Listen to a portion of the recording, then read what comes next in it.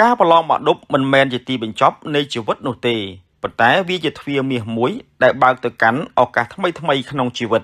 លទ្ធផលដែលកើតចេញពីសកម្មភាពប្រចាំថ្ងៃបន្ទុកនៃថ្ងៃប្រឡង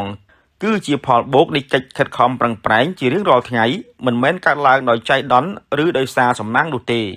ឈប់ប្រៀបធៀបខ្លួនឯងជាមួយអ្នកដទៃសមត្ថភាពនិងល្បឿននៃការរៀនសូត្ររបស់មនុស្សម្នាក់ខុសៗគ្នា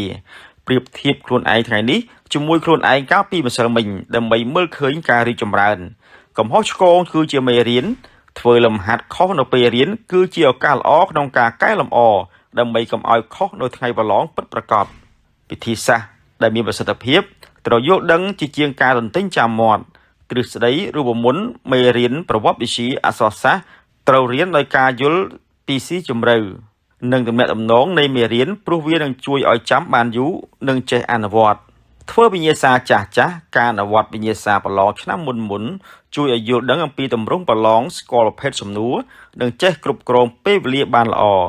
បច្ចេកទេសរៀនខ្លីៗដែលមានប្រសិទ្ធភាពរៀន25នាទីសម្រាប់5នាទីដើម្បីរក្សាសមាធិនិងកាត់បន្ថយការហត់នឿយក្នុងខួរក្បាលការថែរក្សាសុខភាពរាងកាយនិងចិត្តការសម្រាកជាផ្នែកមួយនៃការសិក្សាខួរក្បាលត្រូវការពេលវេលាដើម្បីកែច្នៃនិងរក្សាទុកព័ត៌មានត្រូវគេងឲ្យបាន7ទៅ8ម៉ោងក្នុងមួយយប់ជាពិសេសនៅជិតថ្ងៃប្រឡងអាហារូបត្ថម្ភនិងទឹក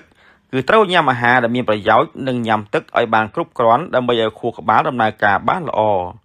គ្រប់គ្រងភាពតានតឹងនៅពេលមានអារម្មណ៍ថាស្មុគស្មាញត្រូវផ្អាកការរៀនមួយរយៈពេលចេញដើរលំហែកាយធ្វើលំហាត់ប្រាណស្រាលៗនិងស្ដាប់តន្ត្រី